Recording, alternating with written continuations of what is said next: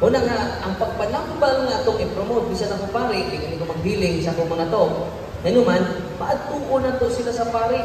Ni anis palang kasulatan. Santiago, Kapitulo 5, versikulo 14. Ningon ang atong mahal nga apostol. Kung doon ay nagpasakiton kaninyo, adto kamo sa pare. Aron kamo dihugan. Pamingon dito, adto kamo, albularyo. O na mismo si Kristo, sa Lucas 14, ingon siya nga pahiling ka mo nga sa pari. Una nga, ang akong i-promote, dili. Isang gani ako pari, di ko mag-promote sa mong galingon. Doon ay manguan ako diri sa hospital yung buat mo sa inyong pari. Yan naman, I am not the center of healing. Only God.